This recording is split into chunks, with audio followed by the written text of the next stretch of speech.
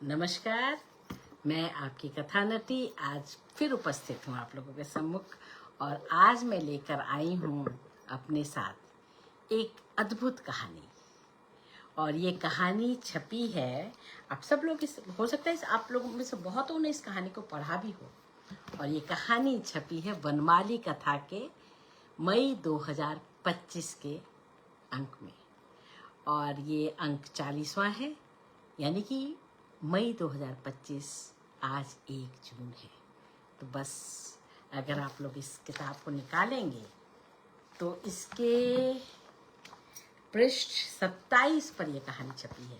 और ये कहानी है महावीर प्रसाद द्विवेदी, जिनको हम एक संपादक के रूप में, सरस्वती के संपादक, और जो हमारा आरंभिक हिंदी है 20वीं सदी की हिंदी, उसको बहुत आगे बढ़ाया जिस शख्स ने, उसके रूप में जानते हैं। तो उन्होंने एक कहानी लिख दी है और ये धरोहर सीरीज में छपी है। तो जब इस कहानी को, ये किताब मैंने खोली तो मैंने जब ये कहानी पढ़ी तो इसके कई रूप उपलब्ध हैं और कई, मतलब ऐसा लगता है जैसे बहुत सारे लोगों ने इसको दूसरे दूसरे अर्थ उसमें भी देखी होगी। ये कहानी वैसे भी बहुत महत्वपूर्ण इसलिए हो जाती है दोस्तों, क्योंकि इसमें कुछ ऐसे शब्दों का प्रयोग किया गया है, जैसे अगर कोई विवाहित स्त्री है तो उसके लिए पातिव्रत धर्म क्या है क्या नहीं, ये स्त्री की अपनी चॉइस है या नहीं है, ये सारे सवाल इस कहानी को पढ़ते हुए मेरे मन में उठे और आपके मन में भी उठेंगे। लेकिन ये कहानी खूब मज़ेदार है और इतने मज़े आए मुझे पढ़ने में कि मुझे लगा कि तुरंत इसको अपने दोस्तों को भी सुनाऊं। भले ही उन्होंने पढ़ रखा है तो क्या है, खुद भी तो सुनती हूँ ना मैं अपनी कहानियों को पढ़ते हुए। तो चलिए, इस कहानी का शीर्षक है 3 देवता। महावीर प्रसाद द्विवेदी की कहानी है और भाषा भी देखिएगा कितनी अलग किस्म की भाषा है। और जो बात मैंने कही उस पर तो ध्यान देंगे ही आप लोग। मेरा नाम वर रुचि है। जो एक बार भी किसी अच्छे पंडित के पास बैठा होगा वह मुझे भली भांति जानता होगा कि मैं महापंडित हूँ। जरा गर्व देखें, दर्प। मेरी पंडिताई का हाल इसी से समझ लीजिए कि मैंने व्याकरण संबंधी एक बहुत बड़ा ग्रंथ बनाया है। यह सब इसलिए कहता हूँ कि जिसमें तुमको मेरी बात पर विश्वास आवे। नमस्ते नमस्ते। तुम कहीं यह न समझने लगो कि यह एक कहानी है। कहानी नहीं है, सच्ची घटना है। जो कुछ मैं आज तुमसे कहना चाहता हूं उससे मेरी प्राणधिका पत्नी से ही संबंध है। इसलिए तुम ही कहो, कौन ऐसा मूर्ख होगा जो अपनी ही घरवाली के झूठे कलंक, एक एक शब्द पर ध्यान दीजिएगा, जो अपनी ही घरवाली के झूठे कलंक कहने बैठेगा।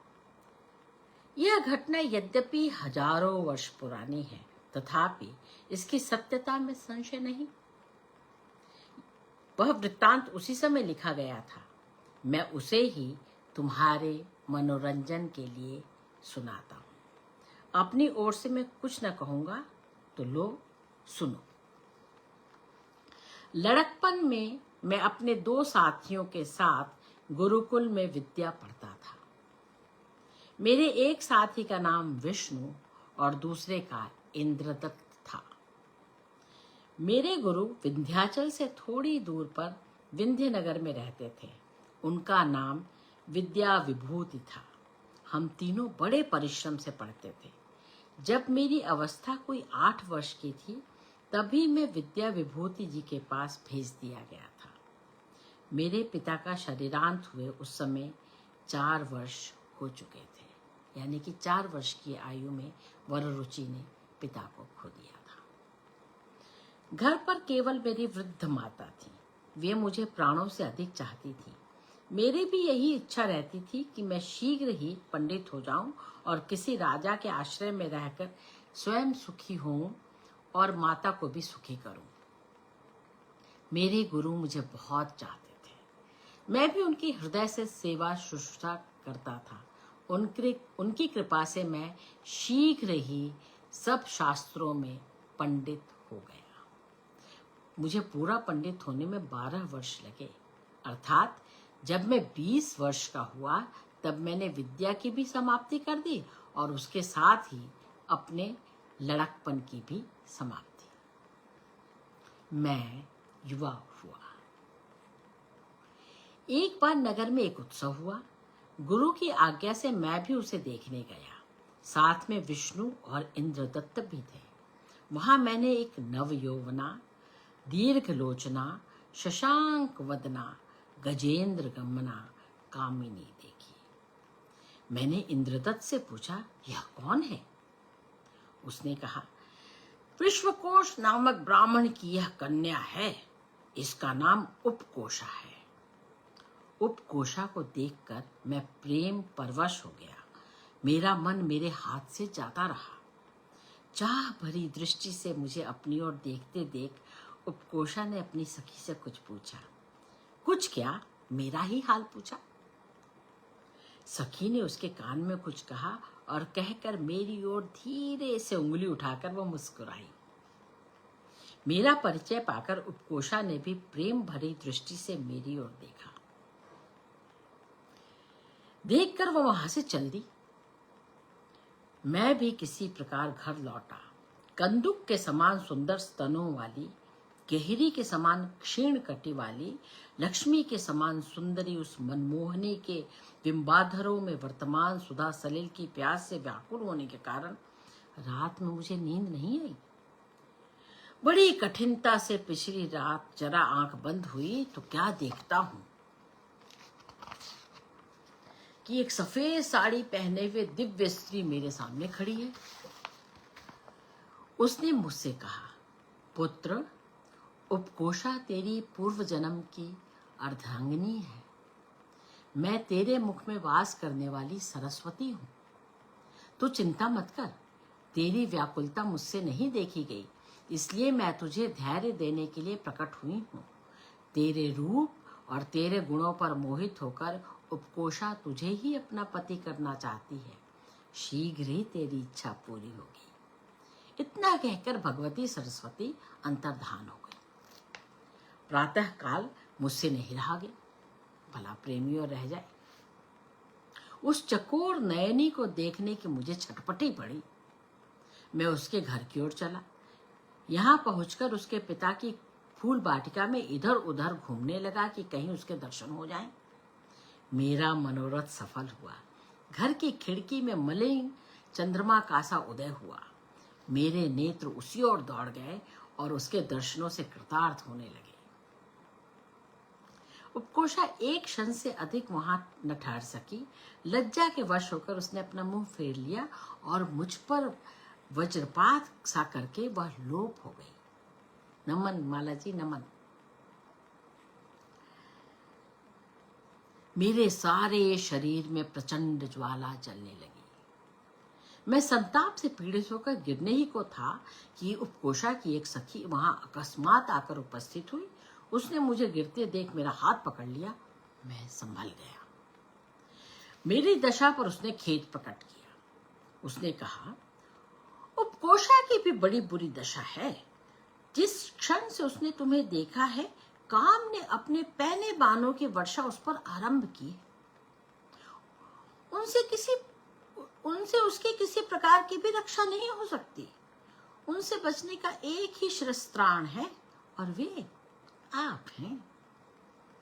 यह सुनकर मुझे बड़ा धीरज हुआ। मैंने कहा, मेरी जो दशा है वह तो तुम देख ही रही हो। यदि तुम ना आती तो शायद मैं भूमि पर मूर्छित होकर गिर पड़ता। जितना शीघ्र हो उतना ही उपकोशा रूपी अमृतवल्ली के सेवन से मैं अपने शरीर का असह्य दाह शांत करना चाहता हूं। परंतु गुरुजनों की आज्ञा बिना अपना मनोरथ सफल करना मैं अपने लिए अकीर्ति का कारण समझता हूं। अकीर्ति से तो मर जाना अच्छा है। इसलिए तुम अपनी सखी के मन की बात उसके पिता से कहो, जिससे वे मेरे गुरु की आज्ञा लेकर विधि पूर्वक विवाह का प्रबंध कर दे। ऐसा ही होने से मेरा और तुम्हारी सखी का कल्याण है। सखी ने यह सब वृतांत उपकोषा की माता से कहा। बड़ी चतुर थी सखी भी। माता ने उपकोषा के पिता से, पिता मेरे रूप, शील और विद्या आदि की बड़ाई सुन चुका था, इसलिए उसने इस बात को प्रसन्नता पूर्वक स्वीकार किया और मेरे गुरु विद्या विभूति की भी अनुमति प्राप्त कर ली।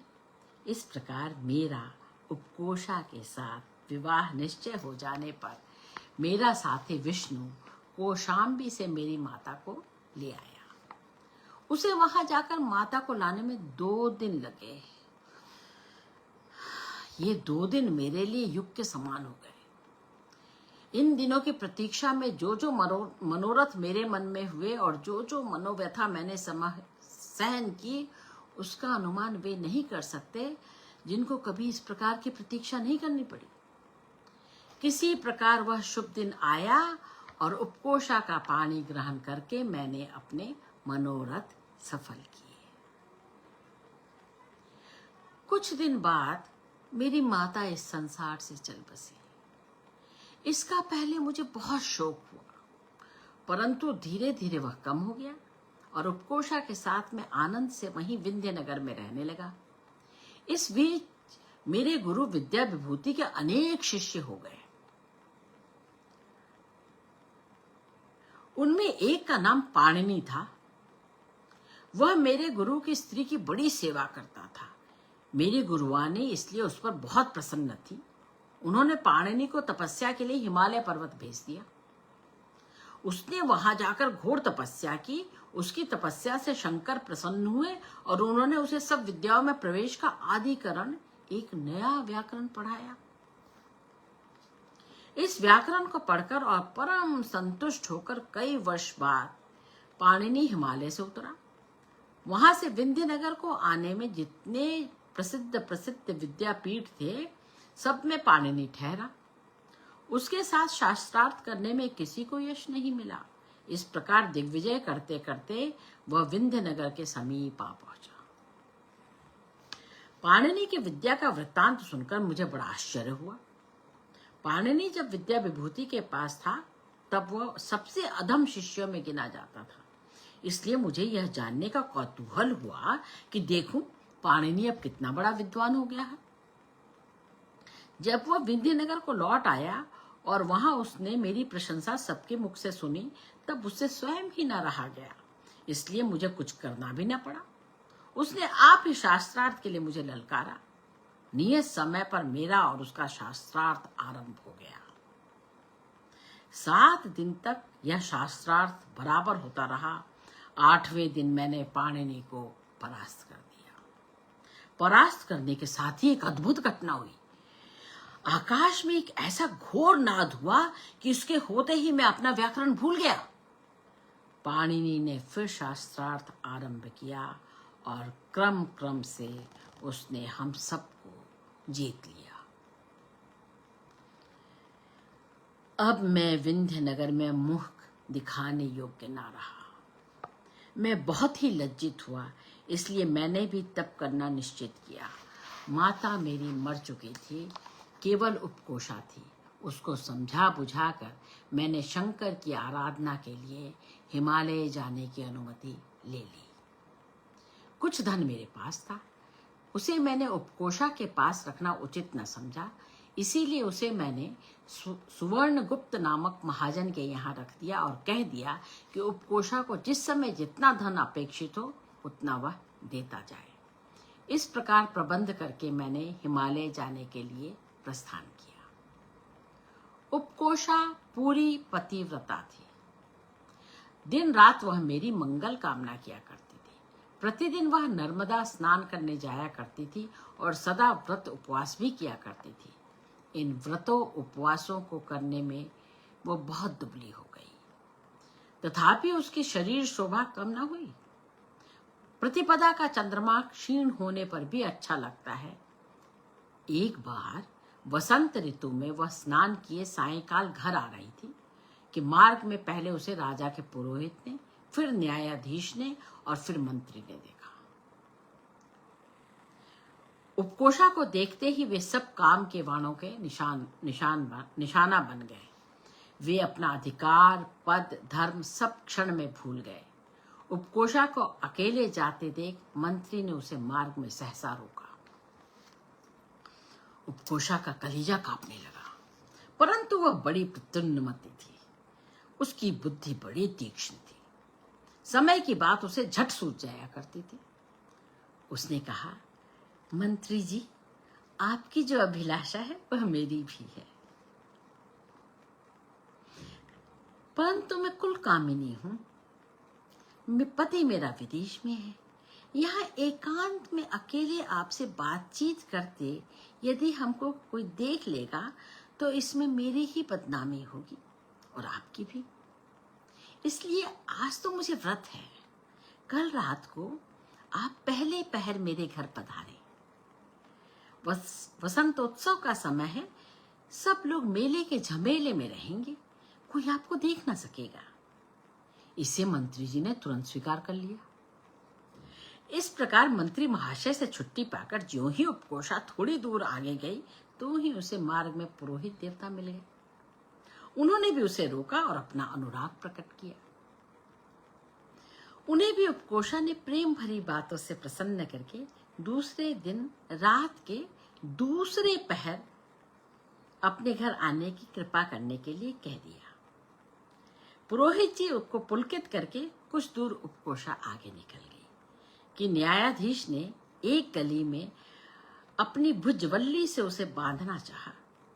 उपकोषा ने उनकी भी अभिलाषा पूर्ण करने का वचन देकर रात के तीसरे पहर अपने घर को पवित्र करने की प्रार्थना की। इस प्रकार इन तीनों प्रेमियों से छुटकारा पाकर वह किसी प्रकार घर पहुंची। यहाँ उसने अपनी सखी से मार्ग का सारा वृतांत कांपते हुए वर्णन किया। उसने कहा, मेरी सुंदरता को धिक्कार है।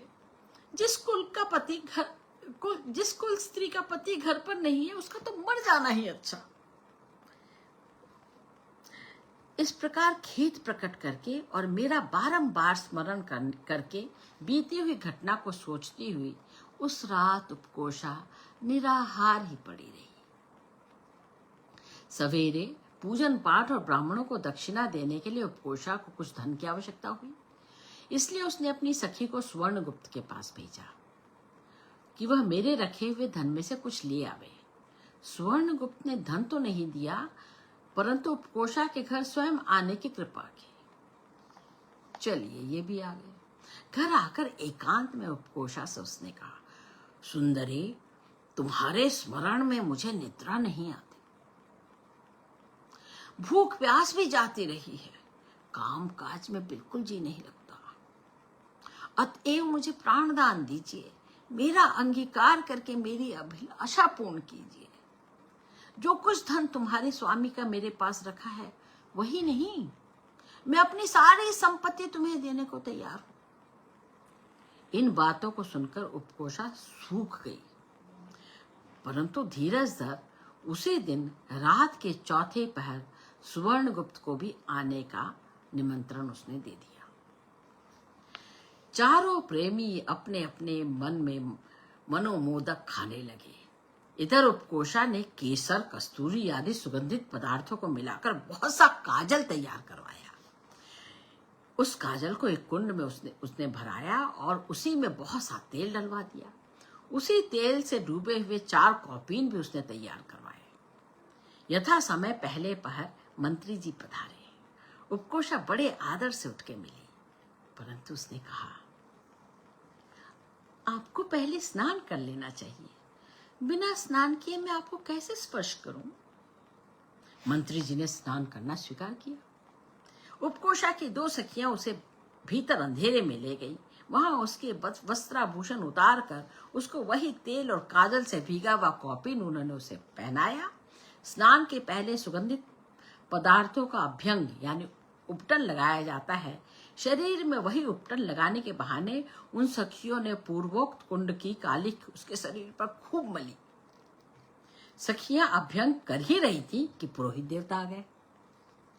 उनका आगमन सुनकर सखियों ने कहा, वर रुचि के मित्र पुरोहित जी किसी काम से आए हैं, अतः आप इस संदूक के भीतर हो जाइए।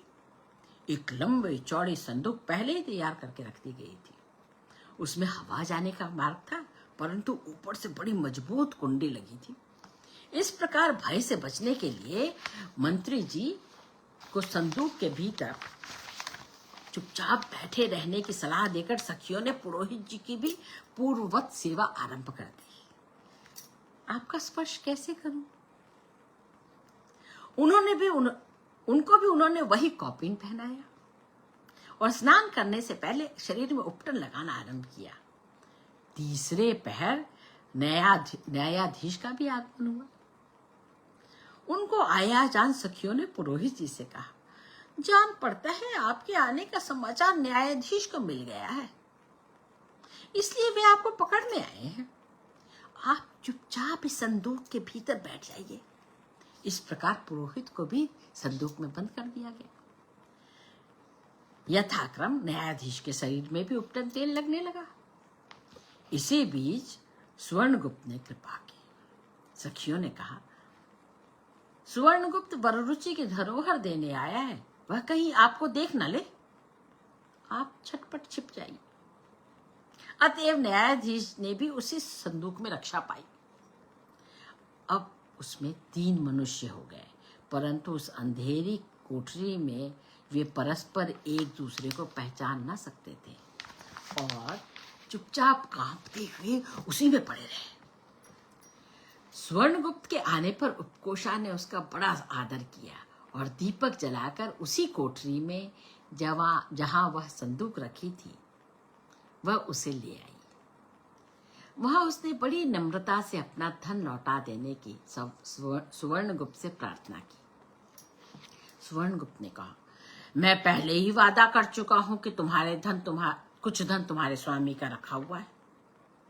मैं उसे ही नहीं, अपना धन देने को भी तैयार हूं। जब सुवर्णगुप्त यह कह चुका, तब संदूक की ओर उंगली उठाकर उपकोषा बोली, हे संदूक के देवता, सुनो सुवर्णगुप्त क्या कहते हैं, इनके वादे को भूल मत जाना। यह कहकर उपकोषा ने दीपक बुझा दिया। सखियों ने पूर्ववत बहाना बतलाकर सुवर्णगुप्त को कौपीन पहनाया और अभ्यंग आरंभ कर दिया। थोड़ी ही देर में सवेरा हो गया।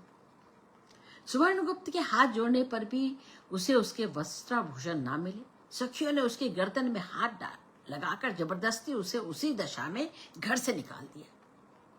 एक छोटा सा कौपीन पहने और शरीर भर काजल लिपटाए हुए सुवर्णगुप्त शीघ्रता से अपने घर की ओर नंगा ही भागा। काले देव कासा उसका यह विलक्षण रूप देखकर कुत्ते भूंकते हुए उसके पीछे पीछे दौड़े। वह बेचारा किसी प्रकार घर पहुंचा। वहां अपने सेवकों से काजल धुलाते समय लज्जा के मारे मुंह तक उनके सामने न कर सका। अब वक्त बहुत बदल गया है। दुराचारियों की यही दशा होती है। यह सुवर्णगुप्त के बारे में। आजकल ऐसा नहीं है। दिल निकलते ही उपकोषा राजा प्रतापदित्य की सभा में पहुंची। वहां इस प्रकार बातचीत हुई। महाराज, सुवर्णगुप्त मेरे स्वामी का रखा हुआ धन हजम करना चाहता है। मैंने बहुत मांगा, परंतु वह नहीं देता। राजा, सुवर्णगुप्त को तुरंत हाजिर करो। राजा की आज्ञा पाकर 2 मनुष्य उसी क्षण दौड़े गए और सुवर्णगुप्त को ले आए। उसे सम्मुख खड़े देख राजा ने पूछा, सुवर्णगुप्त, वररुचि की धरोहर तुम क्यों नहीं देते? सुवर्णगुप्त बोला, महाराज, मेरे पास एक कौड़ी भी नहीं रखी, मैं दूं क्या? उपकोषा झूठ बोलती है। वह उपकोषा पर जल रहा था। भला क्यों वह उसकी धरोहर स्वीकार करता? राजा, उपकोषा, तुमने सुना सुवर्णगुप्त ने क्या कहा? कोई तुम्हारा साक्षी है? उपकोषा, हाँ महाराज, 3 देवता साक्षी हैं। विदेश जाने के पहले मेरे स्वामी ने उन तीनों को संदूक में बंद कर दिया था। उन्हीं के सामने इस धूर्त ने धन का रखा जाना स्वीकार किया है। आप यदि चाहें तो उस संदूक को मंगाकर उन देवताओं से पूछ लें। यह सुनकर राजा को आश्चर्य और कौतूहल दोनों एक साथ हुए। उस संदूक को लाए जाने की आज्ञा दे दी। कुछ देर में 7-8 आदमी उसे बड़ी कठिनता से उठा करके सभा में लाए। उसके बीच सभा में रखे जाने पर उपकोषा बोली, हे देवता, इस धूर्त ने मेरे स्वामी का धन लौटाने का वादा तुम्हारे सामने किया है। तुमको तो यह बात स्मरण होगी, अतः उसे तुम सत्य सत्य राजा के सामने कहो। यदि न कहोगे तो मैं या तो इसी सभा में तुम्हें खोल दूंगी या तुमको संदूक समेत जला दूंगी। यह सुनकर उस संदूक के भीतर के तीनों मनुष्य बहुत ही भयभीत हुए। उन्होंने धीरे धीरे कहा, स्वर्णगुप्त झूठा है। उसने वर रुचि की धरोहर अवश्य रखी है और उसे वापस देने का वादा भी किया है। यह सुनकर स्वर्णगुप्त ने राजा और उपकोषा से क्षमा मांगी और वर रुचि का सारा धन देकर झूठ बोलने और धोखा देने के अपराध में राजा की आज्ञा से बहुत सा धन दंड भी उसने दे दिया। यह हो चुकने के बाद राजा ने उपकोषा की अनुमति से सभा में वह संदूक खुलवा लिया। खोलने पर वे तीनों पुरुष काजल से लिपटे हुए उसके भीतर से निकले। सबने उन्हें पहचाना। उनके रूप को देखकर सारी सभा के पेट में हंसते हंसते बल पड़ गए। राजा ने उपकोषा से उनका वृतांत पूछा। उपकोषा ने उनका सारा चरित्र वर्णन किया। उनकी दुःशीलता का वृत्तांत सुनकर राजा प्रतापादित्य बहुत क्रुद्ध हुआ। उसने उन तीनों का सर्वस्व छीनकर उनको अपने देश से निकाल दिया। उपकोषा को राजा ने उस दिन से अपनी बहन माना और उसे बहुत सा धन और वस्त्र अलंकार आदि दे करके विदा किया। कुछ दिन बाद मैं शंकर को प्रसन्न करके और उनसे इच्छानुकूल वर पाकर घर लौट आया। आकर मैंने उपकोषा की चतुरता और उन 3 पुरुषों के दुःशीलता का वृत्तांत सुना। उपकोषा के पतिव्रत पर मैं अत्यधिक प्रसन्न हुआ और उस दिन से फिर मैं उससे एक घड़ी के लिए भी जुदा नहीं हुआ। अपनी प्रियतमा उपकोषा के उस अद्भुत चरित्र को मैंने अपने मित्र सोमदेव से लिख रखने के लिए कहा। उसने उसी क्षण इसे लिख लिया और उसी को मैंने आज तुम्हें सुनाया है। तुमको मेरी शपथ है, इसे सच समझना। तुम ये कहानी नहीं, सच है।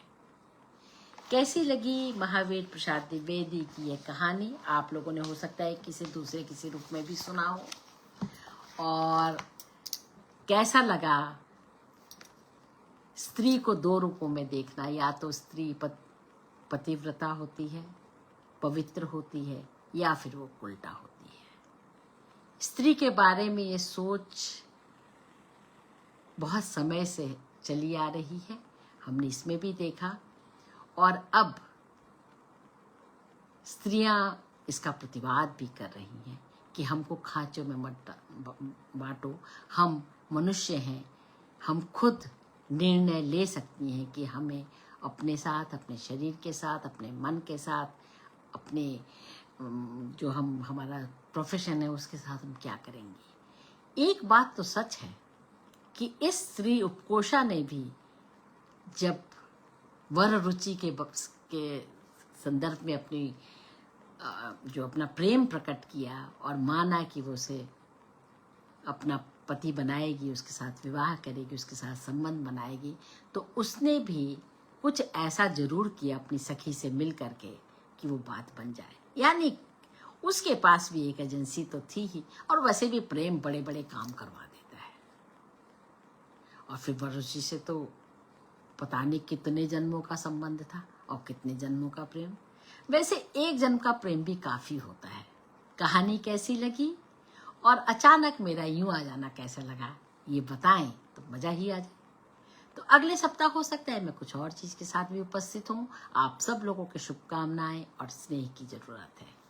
कैसी लगी कहानी ये तो जरूर बताना है।